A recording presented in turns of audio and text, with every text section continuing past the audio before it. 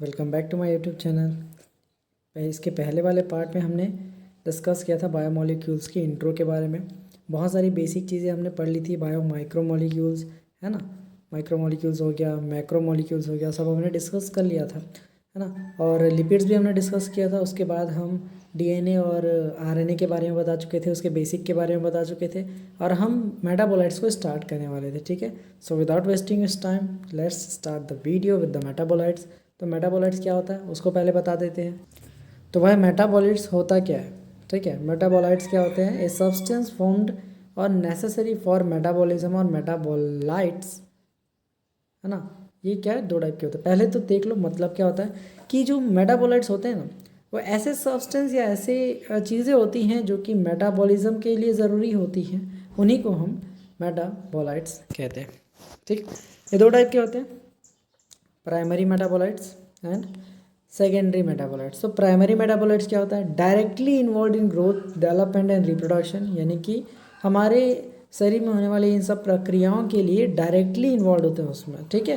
वो primary metabolites होते हैं, जैसे कि amino acids, vitamin, saccharides, polysaccharides, etcetera, ये सारे डायरेक्टली इन्वॉल्व होते हैं ग्रोथ, डेवलपमेंट एंड रिप्रोडक्शन में। सेकेंडरी मेटाबोलाइट्स क्या होते हैं? इनडायरेक्टली इन्वॉल्व होते हैं ग्रोथ, डेवलपमेंट और रिप्रोडक्शन में। ठीक है जी, समझ आया मतलब? ठीक, ये डायरेक्टली इन्वॉल्व था प्राइमरी वाला, सेकेंडरी मेटाबोलाइट इनडायरेक्टली इन्वॉल्व होता है। अब नीट में ये डेफिनेशन तो नहीं आता, आता क्या है इसका एग्जाम्पल, सेकेंडरी मेटाबोलाइट्स का एग्जाम्पल। और ये नहीं बोलेगा कि which of the following secondary metabolite, ऐसा नहीं पूछता। ये नाम देता है which one is pigment, which one is alkaloid, which one is terpenoids, essential oil, toxin, lectins, drugs, polymeric substance, ये सारी चीज़ें पूछता है। एक एक करके सबको पढ़ते हैं, धुआं उड़ा देते हैं, ठीक है। तो सबसे पहले नीट में इसका यही से मतलब एग्जाम्पल से ही आपका क्वेश्चन बनता है। बहुत ज़्यादा इंपॉर्टेंट है। क्वेश्चन कैसे आया था बताऊंगा भी, 2019 का क्वेश्चन रखा हुआ है जस्ट नीचे, ठीक है। तो पहला है पिगमेंट। पिगमेंट्स कौन कौन से हैं? Carotenoids pigment, anthocyanin pigment, clear है। सेकंड एल्केलॉइड्स, इसको एज इट इज़ रटना है ना, ठीक है, और कोई ऑप्शन नहीं है भाई। एल्केलॉइड्स में मॉर्फिन और कोडेन है, बहुत कन्फ्यूजन होता है, बार बार इसको लिख कर देखोगे तो याद हो जाएगा। एल्केलॉइड्स में मॉर्फिन, कोडेन, टर्पिन्स, टर्पेनॉइड्स में मोनोटर्पिन, डाइटर्पिन, जल्दी याद, अभी याद हो गया होगा, ठीक है। इसेंशियल ऑयल में lemon grass oil, oil word आ गया तो क्लियर याद हो गया होगा, ठीक है। टॉक्सिन में एब्रिन और रीशियन, एब्रिन और रीशियन, ठीक है, कोई ट्रिक नहीं है भाई, सीधा याद कर लो, ठीक है। लैक्टिन सबसे इंपॉर्टेंट, लैक्टिन्स में कौन कानावलिन ए, लैक्टिन्स में कौन कानावलिन ए, ओके। ड्रग्स कौन कौन से हैं? Vinblastine, curcumin, okay. Polymeric substance में रबर, गम और सेल्यूलोज। देखो ये सारी चीज़ें मैंने आपको बता दी, आपको एज इट इज़ रटना है, लिख लिख के देखो, याद हो जाएगा। एक क्वेश्चन आया था 2019 में, और अभी आ सकता है 2024-25 में भी आ सकता है, ऐसे ही क्वेश्चंस यहीं से बन सकते हैं। तो कौन कानावलिन ए इज़, ये क्या है? 2019 में बोला था कि कौन कानावलिन ए क्या है, तो वो क्या है? यहाँ पे देखो कौन कानावलिन कहाँ पे, ये वाला, ये लैक्टिन है। तो ये पिगमेंट नहीं, एल्केलॉइड नहीं, एसेंशियल ऑयल नहीं, लैक्टिन दिया है, तो भाई लैक्टिन लगाओ, है ना, 4 नंबर पाओ और आगे बढ़ो। अब बायो मैक्रोमोलिक्यूल्स, ठीक है। अब अच्छे से पढ़ने वाले अपन बायो मैक्रोमोलिक्यूल्स को डिटेल में। पहले हमने लिपिड्स के बारे में थोड़ा डिस्कस किया था, कोई दिक्कत नहीं, वही पॉलीमेरिक सब्सटेंस है। अब यहाँ पे हम प्रोटीन, है ना, प्रोटीन, पॉलीसैकेराइड, न्यूक्लिक एसिड, इन सब के बारे में क्लियरली डिस्कस करेंगे डिटेल में, ठीक है। तो चलो जी, अब स्टार्ट करते हैं बायो मैक्रोमोलिक्यूल्स को। तो इसके कुछ पॉइंट्स पहले देख लेते हैं, पहले भी देख चुके हैं लेकिन अभी फिर से देख लेते हैं, जहाँ से क्वेश्चन भी आते हैं ना कुछ चीज़ें, तो उसको भी तो बताना है। तो पहला पॉइंट देखो मैक्रोमोलिक्यूल्स का, मोलिकुलर वेट इसका 1000 डाल्टन से ज़्यादा होता है, ठीक है। सेकेंड पॉइंट, इसका example protein, nucleic acid, polysaccharide and lipids था। लिपिड हमने पहले डिस्कस किया है, तो इसलिए अभी हम इसको protein, nucleic acid and polysaccharide को डिटेल में देखेंगे। तीसरा पॉइंट नीट में आया है, प्रोटीन्स हो गया, न्यूक्लिक एसिड हो गया, पॉलीसैकेराइड हो गया, और polymeric substance, but lipid is not a polymeric substance. देखो मैक्रोमोलिक्यूल्स तो चारों हैं, ठीक है जी, मैक्रोमोलिक्यूल्स ये 4 हैं, और ये तीनों पॉलीमेरिक सब्सटेंस माने जाते हैं। अब पॉलीमेरिक सब्सटेंस क्या होता है प्लीज़ मत पूछना, ठीक है। पॉलीमेरिक सब्सटेंस होते हैं ये, लेकिन लिपिड पॉलीमेरिक सब्सटेंस नहीं है, लिपिड जो है पॉलीमेरिक सब्सटेंस नहीं है। और यहीं से क्वेश्चन नीट में बनता है। कैसे बनता है मैं लास्ट में बताऊंगा। आपके लिए टास्क ये है कि इस वीडियो के ख़त्म होते तक, या फिर लास्ट जब तक मैं लिपिड से रिलेटेड, ये पॉलीमेरिक सब्सटेंस से रिलेटेड क्वेश्चन नहीं बता देता, तब तक आपको पूरी तरीके से इसको याद रखना है। तो भाई इतना याद रखना कि लिपिड जो है पॉलीमेरिक सब्सटेंस नहीं है, बाकी सारे मैक्रोमोलिक्यूल्स पॉलीमेरिक सब्सटेंस है। चौथा point, lipids have molecular weight range 10,000 से एंड एबोव, ठीक है। मॉलिक्यूलर वेट जो है लिपिड का 10,000 डेल्टॉन से ऊपर ही रहता है and is not a polymeric substance, इसे ये पॉलीमेरिक सब्सटेंस नहीं है, ठीक है। यहाँ पे देखो कुछ लिखा है, when we grind a cell its membrane get broken and lipid also separates along with the acid insoluble pool, इसलिए लिपिड जो है वो क्या है, नॉट स्ट्रिक्टली मैक्रोमोलिक्यूल, पूरी तरीके से मैक्रोमोलिक्यूल या फिर पॉलीमेरिक सब्सटेंस इसे नहीं माना जाता, ठीक है। क्योंकि इसको जब सेल को पीसते हैं तो उसके साथ साथ लिपिड भी निकल जाता है, क्योंकि लिपिड जो है वो सेल मेम्ब्रेन में होता है, ठीक है, तो टूट जाता है और बह जाता है, ठीक है। तो इसलिए उसको क्या बोले हैं, मैक्रोमोलिक्यूल्स, स्ट्रिक्टली नहीं बोले हैं कि पॉलीमेरिक सब्सटेंस वो नहीं होता। मैक्रोमोलिक्यूल तो है क्योंकि उसका वेट इतना ज़्यादा है, ठीक, मॉलिक्यूलर वेट इतना ज़्यादा इसलिए, लेकिन स्ट्रिक्टली नहीं बोल सकते, कंप्लीटली नहीं है, समझ आया, ठीक है। उतना ज़्यादा ध्यान नहीं देना है, सिर्फ ये चीज़ याद रख लो, पूरा काम हो जाएगा आपका, ठीक है।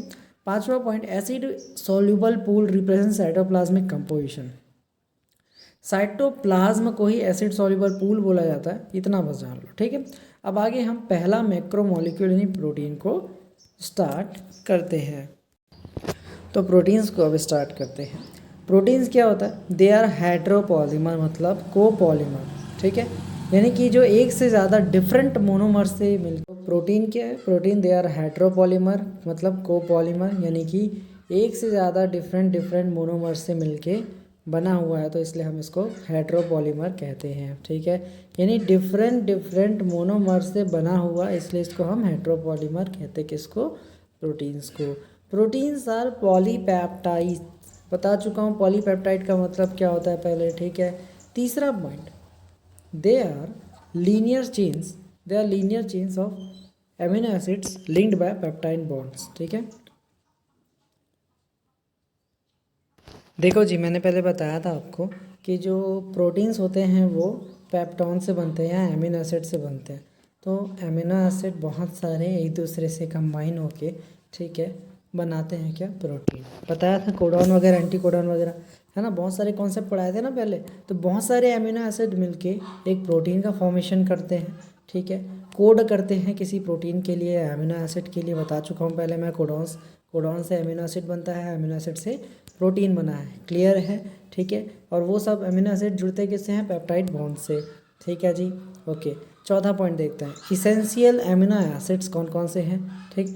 इसेंशियल अमीनो एसिड्स कौन कौन से हैं, histidine, isoleucine, leucine, lysine. Mostly NEET में जो पूछा जाता है वही बता रहा हूँ, ठीक है। मिथियोनिन, फेनालिन, थ्रियोनिन, ट्रिप्टोफन, वलिन, ये सारे क्या हैं, ये सारे क्या हैं जी, बताया पहले भी मैं, इसेंशियल एमिनो एसिड्स हैं, ठीक है। Tryptophan, valine, etcetera, okay. तो देखो टायरोसिन, नोट क्या करना है इसेंशियल एमिनो एसिड्स में, tyrosine is non essential amino acid. इसमें टायरोसिन दिख रहा है, नहीं दिख रहा है, तो tyrosine is non essential amino acid but it is aromatic amino acid. Tyrosine essential नहीं है लेकिन एरोमेटिक एमिनो एसिड है, ठीक है। सेकेंड पॉइंट क्या है, essential amino acids have to been taken through diet, that is they are not produce by the body, इसलिए खाने से लेना पड़ता है। नॉन इसेंशियल वाले जो है ना वो बॉडी में प्रोड्यूस होते हैं। देखो सिंपल सी चीज़ है, इसेंशियल एमिनो एसिड्स का मतलब जो हमें बाहर से लेना पड़ता है, जो कि बॉडी में फॉर्म नहीं होते, इसलिए हमारे लिए वो इसेंशियल है डाइट में, ठीक है। नॉन इसेंशियल वाला बॉडी में ही प्रोड्यूस होता है, इसलिए बाहर से लेने की ज़रूरत ही नहीं है, इसलिए तो नॉन इसेंशियल बोला है ना, क्लियर है, बहुत ही सिंपल चीज़ है। अब देखो एग्जाम्पल बता देता हूँ आपको, एग्जाम्पल कौन कौन सा है, कोलाजन जो कि इंटरसेल्युलर ग्राउंड सब्सटेंस है, टायरोसिन नहीं बोल सकते, ट्रिप्सिन एक एंजाइम होता है जो कि प्रोटीन है, इंसुलिन हार्मोन पेप्टाइड बॉन्ड होता है इसमें, इंसुलिन में, ठीक है, पेप्टाइड बॉन्ड्स हैं, ठीक। डाइसल्फाइड बॉन्ड वगैरह हीमोलिन वाले में होगा, ठीक है। इंसुलिन है यहाँ पे, तो ये प्रोटीन है ना, तो यहाँ पे पेप्टाइड बॉन्ड माना जाएगा, ओके। जब हम ह्यूमुलिन पढ़ाएंगे ना तो उसमें बताएंगे कि इंसुलिन की चेन्स जो होती है उसके बीच में डाइसल्फाइड बॉन्ड होता है, लेकिन इंसुलिन को बनाने के लिए, इसके प्रोटीन को बनाने के लिए पेप्टाइड बॉन्ड्स की ज़रूरत होती है। तो पूछे इंसुलिन में और इंसुलिन के प्रोटीन में, है ना, कौन सा बॉन्ड होता है इनके बीच में, तो पेप्टाइड बॉन्ड होता है, ठीक। एंटीबॉडी फाइट इन्फेक्टियस एजेंट्स, यानी कि प्रोटीन जो है एंटीबॉडी का भी फॉर्मेशन करता है, ठीक है। रिसेप्टर्स प्रोटीन जो होता है रिसेप्टर्स को भी बनाता है, जो कि सेंसरी रिसेप्शन करते हैं, स्मेल, टेस्ट वगैरह। And last but not the least is the GLUT4, very very important, ये दोनों बहुत ज़्यादा इंपॉर्टेंट है। GLUT4 क्या है? Enables glucose transport into the cells. इससे रिलेटेड भी आपको क्वेश्चन लास्ट में बता दूंगा, ठीक है जी। अब यहाँ पे फिर से नोट करना है, मतलब नोट ही नोट है भाई, इंपॉर्टेंट के चैप्टर में ना भरमार है यहाँ पे इंपॉर्टेंस का, ठीक है। तो पहला नोट क्या है, नीट में आया दोनों question, collagen is the most abundant protein in the animal world, यानी कि एनिमल वर्ल्ड में सबसे ज़्यादा प्रोटीन जो पाया जाता है वो कोलाजन होता है शरीर में, ठीक है। और सेकेंड है rubisco, ribulose bisphosphate carboxylase oxygenase, ये एक तरह का क्या है, प्रोटीन है। Is the most abundant protein in the whole of the biosphere. पूरे एनिमल वर्ल्ड में कोलाजन सबसे ज़्यादा अबंडेंट प्रोटीन है, और पूरे एटमॉस्फेयर या फिर बायोस्फीयर में रूबिस्को सबसे ज़्यादा पाया जाने वाला प्रोटीन है। तीसरा जो नोट है वो नीट में आया है, insulin is a heteropolymer and it has a peptide bonds. Insulin जो होता है वो है हेट्रोपॉलीमर यानी कि प्रोटीन, और पेप्टाइड बॉन्ड्स इसमें पाए जाते हैं, ये नीट का क्वेश्चन है, ठीक है। एक हम यहाँ पे इंसुलिन पढ़ लिए, अब हम इन्यूलिन पढ़ेंगे जो कि पॉलीसैकेराइड होगा, और इसमें ग्लाइकोसिडिक बॉन्ड्स होंगे, ठीक है। और ये क्या होगा, होमोपॉलीमर होगा। तो बहुत ज़्यादा डिफरेंस इंसुलिन में और इन यूलिन में होता है, ठीक है। आपको स्पेलिंग दिखा देता हूँ, ये इंसुलिन की है, ये इन्यूलिन की है। तो अब हम पॉलीसैकेराइड पढ़ते हैं, कार्बोहाइड्रेट से प्यार से बोलते हैं, तब आपको क्लियर समझ आएगा कि मैं क्या बोलना चाहता हूँ, ठीक है। इंसुलिन और इन्यूलिन के बीच डिफरेंस क्या बताना चाहता हूँ, जो कि नीट में आ चुका है, ठीक है। तो पॉलीसैकेराइड सबसे पहले देखते हैं, पहला point, they are the homopolymers, यानी सेम टाइप के मोनोमर से बना होता है। प्रोटीन क्या था, हेट्रोपॉलीमर था, ठीक। सेकेंड, दे कंटेन्स ग्लाइकोसिडिक बॉन्ड, प्रोटीन क्या कर रहा था, पेप्टाइड बॉन्ड था उसमें, यहाँ पे ग्लाइकोसिडिक बॉन्ड है। तीसरा, एग्जाम्पल्स, सबसे इंपॉर्टेंट एग्जाम्पल में होता है, तो यहाँ पे सेल्यूलोस है, इट्स मोनोमर इज ग्लूकोज, यानी कि सेल्यूलोस का मोनोमर कौन है, ग्लूकोज है, यानी कि दो ग्लूकोज मॉलिक्यूल मिलके एक सेल्यूलोज को पैदा कर सकते हैं, क्लियर। ये मोनोमर्स का काम होता है कि पॉलीमर को प्रोड्यूस करना, that is polymer of glucose कौन है, सेल्यूलोज है, ओके। सेकेंड पॉइंट जो कि मोस्ट इंपॉर्टेंट है, inulin, not insulin, it's a inulin, insulin is a protein, inulin is a polysaccharide. So difference को आपको पहचानना होगा। तो इन्यूलिन क्या है, it is a polymer of fructose, ठीक है। इन्यूलिन क्या है जी, पॉलीमर ऑफ फ्रक्टोज है। इन्यूलिन क्या है, पॉलीमर ऑफ फ्रक्टोज, फ्रक्टोज का पॉलीमर कौन है, इन्यूलिन है, यानी fructose plus fructose is equal to inulin, ठीक है। क्लियर है, इतना समझ आया है ना। Fructose is monomer of inulin, ऐसा पूछ देगा। देखो नीट में दो तरीके से क्वेश्चन पूछता है ना, कि फ्रक्टोज का पॉलीमर कौन है, इन्यूलिन है, और या दूसरा पूछेगा कि फ्रक्टोज का मतलब कि इन्यूलिन का मोनोमर यूनिट कौन है, मोनोमेरिक यूनिट बोलता है ना, तो फ्रक्टोज डाल देना, कोई दिक्कत नहीं होगी। इन्यूलिन के बारे में एक चीज़ और, ये होमोपॉलीमर है, इसमें ग्लाइकोसिडिक बॉन्ड होता है, और इंसुलिन में क्या होता है, हेट्रोपॉलीमर है और पेप्टाइड बॉन्ड होता है, क्लियर, ठीक।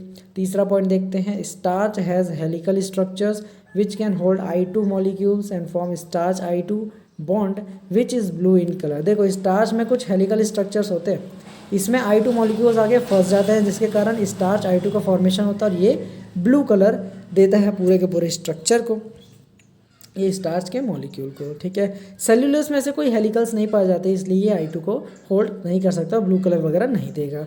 चौथा point, glycogen has right hand को क्या बोलते हैं, रिड्यूसिंग एंड बोलते हैं, और लेफ्ट हैंड को क्या बोलते हैं, नॉन रिड्यूसिंग एंड बोलते हैं। बता रहा हूँ इसका रीज़न, बहुत बढ़िया चीज़ है।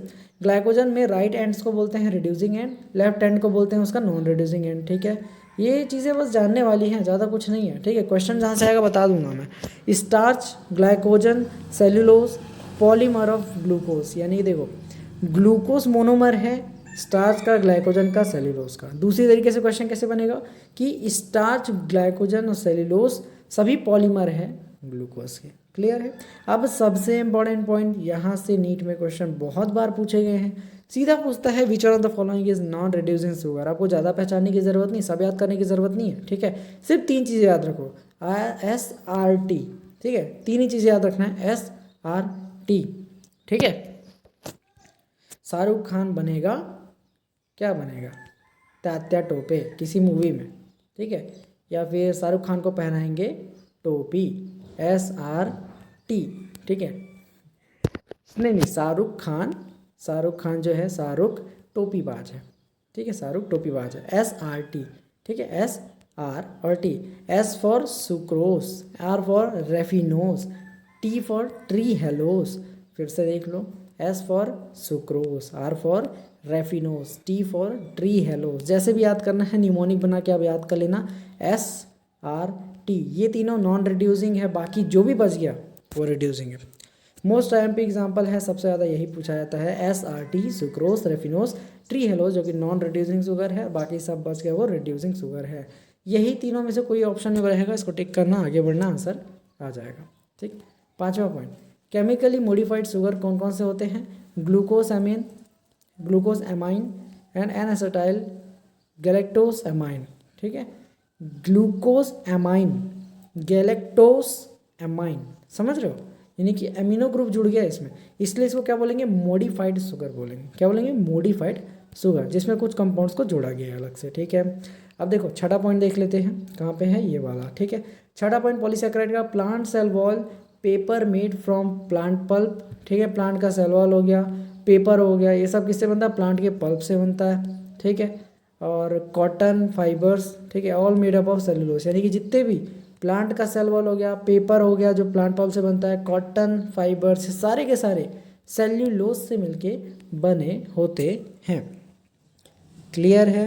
ओके, 7 पॉइंट देखते हैं, फिर ये ओवर हो जाएगा। कॉम्प्लेक्स कार्बोहाइड्रेट यानी कि polysaccharides are consist of hundreds to thousands of monosaccharide, यानी कि कॉम्प्लेक्स कार्बोहाइड्रेट यानी कि पॉलीसैकेराइड्स है ना, जो होते हैं उनमें 100 से 1000 मोनोसैकेराइड्स होते हैं, यानी मोनोमेरिक यूनिट्स होते हैं। ठीक है, example starch, glycogen, cellulose, chitin. Chitin is what? Exoskeleton of arthropods made of chitin, वही होता है ना, यानी कि देखो कोई शेल होता है, खचवे के ऊपर वो शेल होता है ना, वैसे ही आर्थ्रोपोड कीड़ों में भी शेल होता है, कॉकरोच वगैरह में। ठीक है, तो उनके ऊपर का शेल जो होता है ना, वो बनता है काइटिन से, काइटिन से।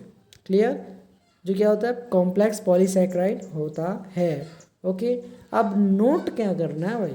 नोट क्या करना है? क्वेश्चन कहाँ से आते हैं? तो सबसे इम्पोर्टेंट चीज़ जहाँ से क्वेश्चन आया है नीट 2021 में, वो है पहला, insulin is a heteropolymer and it has peptide bonds. Clear? Second point, inulin is a homopolymer and it has glycosidic bond. उससे भी इम्पॉर्टेंट, इंसुलिन प्रोटीन है, इन्यूलिन पॉलीसैकेराइड या कार्बोहाइड्रेट या शुगर है। बस इतना याद कर लो, जिंदगी सवर जाएगी मुन्ना। और इससे भी ज़्यादा SRT नॉन रिड्यूसिंग शुगर्स बताया मैंने, मेटाबोलाइट्स इससे पहले बता चुका हूँ, ये सारी चीज़ें बहुत इंपॉर्टेंट है। अब हम स्टार्ट करते हैं न्यूक्लिक एसिड, यानी DNA RNA पहले पढ़ा चुका हूँ, तो ज़्यादा डीप में नहीं जाएंगे, बस इसका डेफिनेशन पढ़ेंगे, कुछ इंपॉर्टेंट पॉइंट्स पढ़ेंगे और आगे बढ़ेंगे। ठीक है, चलो जी, अब न्यूक्लिक एसिड को स्टार्ट करते हैं। ठीक है, तो न्यूक्लिक एसिड क्या होता है? सबसे पहले चीज़ तो पहला पॉइंट इसका क्या है? लकाई। पहला पॉइंट क्या है? Nucleosides linkage are called as phosphodiester bond. ठीक है, तो देखो पहली चीज़ तो आपको समझ आ रहा होगा कि न्यूक्लियोसाइड में जो लिंकेज होता है ना, न्यूक्लियोसाइड्स जो होते हैं वो जुड़े होते हैं एक दूसरे से फॉस्फोडिएस्टर बॉन्ड से, and are same in RNA and DNA। RNA और DNA में दोनों सेम होते हैं। ठीक है, RNA और DNA में क्या होते हैं? सेम होते हैं। ओके, क्लियर है? ऑलरेडी पढ़ चुके हैं तो रिवाइज कर रहे हैं, DNA RNA बेसिक में ज़्यादा कुछ नहीं है, तो प्लीज़ उतना ज़्यादा हैपर मत होना, डेफिनेशंस बस हैं, ज़्यादा कुछ नहीं है। अब आगे हम स्ट्रक्चर ऑफ प्रोटीन्स पढ़ते हैं, क्योंकि न्यूक्लिक एसिड पहले डिस्कस कर चुके हैं ना, तो इसको दोबारा पढ़ना कोई मतलब नहीं है। हमने प्रोटीन भी पढ़ रखा है, तो प्रोटीन का भी कुछ इंपॉर्टेंट पॉइंट्स यहाँ पे देख लेते हैं। यानी स्ट्रक्चर ऑफ प्रोटीन्स यहाँ पे दिया हुआ नहीं NCERT में, तो हम छोड़ नहीं सकते। ठीक है ना? ओके, तो स्ट्रक्चर ऑफ प्रोटीन्स को हम देख लेते हैं। ओके, तो देखो स्ट्रक्चर ऑफ प्रोटीन्स 4 टाइप्स के स्ट्रक्चर्स होते हैं, primary, secondary, tertiary and quaternary type of what? Protein, structure of protein. तो प्राइमरी स्ट्रक्चर क्या होता है? एकदम शॉर्ट में है, ज़्यादा इंपॉर्टेंट नहीं है, बस डेफिनेशन याद कर लेना, मतलब उतना भी इंपॉर्टेंट नहीं है, समझ लो यार बस। ठीक है, इतना ही बोलना चाहता हूँ। ठीक है, समझ लो इस चीज़ को। तो प्राइमरी स्ट्रक्चर एमिनो एसिड्स, जो अमीनो एसिड होता है, जो अमीनो एसिड्स होते हैं ना, arrange in sequence a protein imagine as a line. ठीक है, देखो अमीनो एसिड जो होता है, जो क्या बोलते हैं, एक अरेंजमेंट होता है उनका। ठीक है, एक सीक्वेंस में अरेंज होकर प्रोटीन का फॉर्मेशन करते हैं। इतना क्लियर है? ठीक है, the left and is represented by first amino acid और एन टर्मिनल, ठीक है। देखो सीक्वेंस में अरेंज्ड है, ठीक है, अमीनो एसिड जो है वो एक सीक्वेंस में अरेंज्ड है ऐसा, ठीक है। तो इसका लेफ्ट एंड और राइट एंड हुआ, ठीक है, एक राइट मान लेते हैं एक लेफ्ट मान लेते हैं। तो इसका जो लेफ्ट एंड है ना उसको हमने फर्स्ट अमीनो एसिड बोला, ठीक है, फर्स्ट अमीनो एसिड बोल दिया, क्लियर है, ओके। और जो राइट एंड है उसको हमने लास्ट अमीनो एसिड बोल दिया, ठीक है, जिसे हम सी टर्मिनल बोलते हैं। और राइट जो क्या बोलते हैं यार, इधर लेफ्ट वाला है ना उसको एन टर्मिनल बोलेंगे और राइट वाले को हम क्या बोलेंगे, सी टर्मिनल बोल लेंगे, क्लियर। देखो यहाँ पे सी टर्मिनल कौन सा है, राइट वाला, एन टर्मिनल कौन सा है, लेफ्ट वाला, ओके क्लियर, ठीक है जी। ये था बस क्या, प्राइमरी स्ट्रक्चर। मतलब कि देखो प्राइमरी स्ट्रक्चर कुछ नहीं है, ये एक लंबा सा सीक्वेंस बना दिया, यही प्राइमरी स्ट्रक्चर है बस, और कुछ भी नहीं है, क्लियर, ओके। चलो आगे बढ़ें। सेकेंड है सेकेंडरी स्ट्रक्चर। सेकेंडरी स्ट्रक्चर क्या होता है, primary structure forms helicals, primary structure जो है वो हेलिकल बनाता है, and this helicals called secondary structure, इसी हेलिकल्स को हम सेकेंडरी स्ट्रक्चर बोलते हैं, क्लियर, बस यही है यार और कुछ भी नहीं है, ठीक। यहाँ पे क्या लिखा है, foldings of this structure lead to tertiary and quaternary structure, tertiary structure is like woollen hollow ball, ठीक है। टर्शियरी और क्वाटरनरी स्ट्रक्चर्स इसी हेलिकल्स की वजह से आगे बनते जाते हैं, और जो टर्शियरी स्ट्रक्चर होता है वो बॉल की शेप का होता है। अब आगे है क्वाटरनरी स्ट्रक्चर, ठीक है, तो क्वाटरनरी स्ट्रक्चर को भी देख लेते हैं। क्वाटरनरी स्ट्रक्चर क्या होता है, adult human haemoglobin, adult human haemoglobin consist of 2 सब यूनिट्स, ठीक है, 2 सब यूनिट्स होते हैं, अल्फा टाइप और बीटा टाइप का होता है, ठीक है, 2 सब यूनिट्स यानी कि alpha type and beta type, these together constitute human haemoglobin, यानी कि हीमोग्लोबिन इसका एग्जाम्पल है, ठीक है जी। बस यहीं तक था। इसके नेक्स्ट पार्ट में अपन डिस्कस करेंगे सम इम्पॉर्टेंट स्ट्रक्चर्स, ठीक है। तब तक के लिए जय हिंद जय भारत।